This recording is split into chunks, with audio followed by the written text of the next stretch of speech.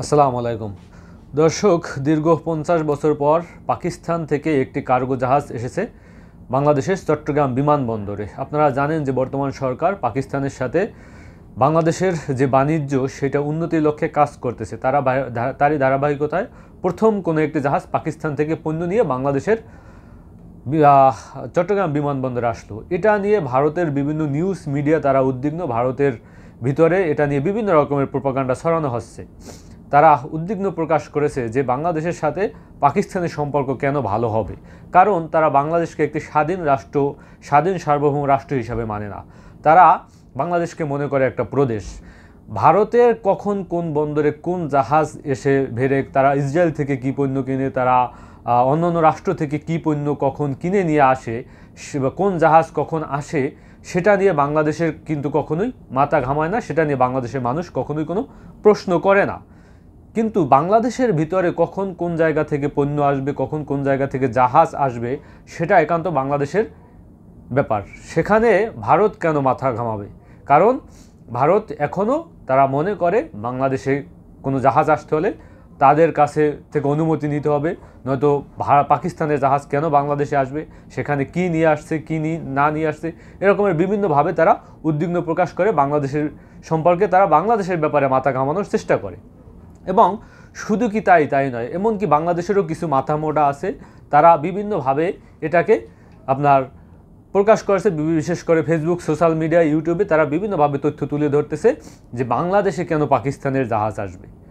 আপনি দেখেন, দ্বিতীয় বিশ্বযুদ্ধের কথা যদি আপনি চিন্তা করেন, যে জাপানের সাথে আমেরিকার যে যুদ্ধ হয়েছিল, কতটা বিভৎস, কত হাজার হাজার লক্ষ লক্ষ মানুষ সেই যুদ্ধে মৃত্যুবরণ করছে, কিন্তু তারপরও কিন্তু সেই জাপানের সাথে আমেরিকার যে সুসম্পর্ক সেটা কিন্তু বজায় আছে, এবং সুসম্পর্ক তারা দীর্ঘদিন যাবৎ বজায় রেখে তাদের যে বাণিজ্যিক ব্যবস্থা সেটা উন্নতি চরম শিখরে নিয়ে গেছে। তো এই মুহূর্তে পাকিস্তানের সাথে আমাদের যুদ্ধ হয়েছে 1971 সালে, প্রায় দীর্ঘ 50 বছর পর।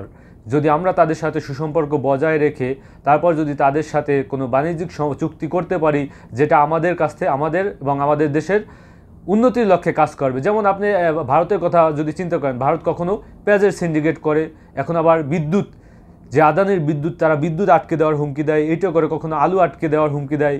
এই যে সংকটগুলো, এই সংকটগুলো রোধ করার জন্য অবশ্যই আমরা পাকিস্তান থেকে বিভিন্ন রকমের পণ্য নিয়ে আসতে পারি।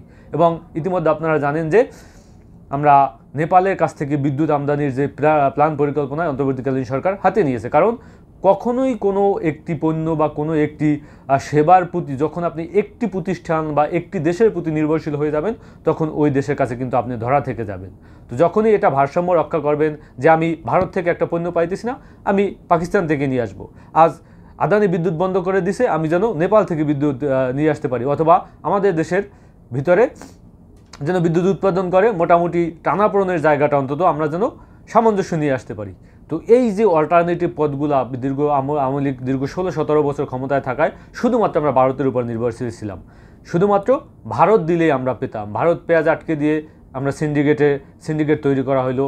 তারপর ভারত ডিম দিলে আমরা ডিম পাতাম, ভারত যদি ডিম দেওয়া বন্ধ করে ডিমের দাম বৃদ্ধি পাইতো। এবার বিভিন্ন কিছুর উপর আমরা শুধুমাত্র একটি মাত্র দেশের উপর নির্ভরশীল ছিলাম। সেই জায়গা থেকে এখন আমরা নেপালের সহযোগিতা নিতেছি, এখন আমরা পাকিস্তানের সহযোগিতা নিতেছি। এটা দেখেই তাদের ভিতরে উদ্বিগ্ন সৃষ্টি হয়ে গেছে যে কেন তারা এই কাজগুলো করবে। এমনকি এই পণ্যবাহী জাহাজে আসলে কি আসছে, সেখানে কি গোলাবারুদ ট্যাঙ্ক নিয়ে আসছে কিনা, এটা নিয়েও তারা বিভিন্নভাবে সন্দেহ পোষণ করছে। তো এভাবেই হওয়া উচিত। আসলেই এখানে এই জাহাজে যে পণ্য আসছে, এটা আসলে এই তথ্যগুলো তুলে না ধরে গোপনভাবে এরকমের অনেকগুলো জাহাজ নিয়ে আসা উচিত। কারণ তারা আতঙ্কে থাকবে, ভয়ে থাকবে যে গোলাবারুদ আসছে না ট্যাঙ্ক আসছে। আমি তো মনে করি পাকিস্তান থেকে যেহেতু সস্তায় বিভিন্ন দেশ বিভিন্নভাবে তারা সেখানকার যে সাময়িক অস্ত্র ক্রয় করছে, যেমন আপনি ইরানের কথা যদি চিন্তা করেন, আজারবাইজান তারা সাময়িক অস্ত্র কিনছে পাকিস্তানের কাছ থেকে, আপনার মালয়েশিয়া কিনছে। সেভাবে যদি বাংলাদেশেরও যদি প্রয়োজন হয়, শুধু পেঁয়াজ, আলু, খাদ্যপণ্য, শস্যপণ্য নয়, যদি প্রয়োজনে ট্যাঙ্ক কেনার দরকার হয়, প্রয়োজনে অস্ত্র কেনার দরকার হয়, গোলাবারুদ কেনার দরকার হয়, সেটাও যেন পাকিস্তানের কাছ থেকে আমরা ক্রয় করি। কারণ পাকিস্তানের কাছ থেকে আপনি যদি ক্রয় করি বা আমরা যদি ক্রয় করতে পারি এবং পাকিস্তানের সাথে যদি আমরা এমনকি সাময়িক চুক্তিও করতে পারি, সেটাই আমাদের জন্য নিরাপদ বলে আমরা মনে করি। কারণ আমাদের সাথে পাকিস্তানের সাথে যুদ্ধ হওয়ার আর কোনো সম্ভাবনা নাই। কারণ আমাদের সাথে যুদ্ধ হওয়ার বা আমাদের সাথে টানাপোড়েনের জায়গা আছে ভারতের।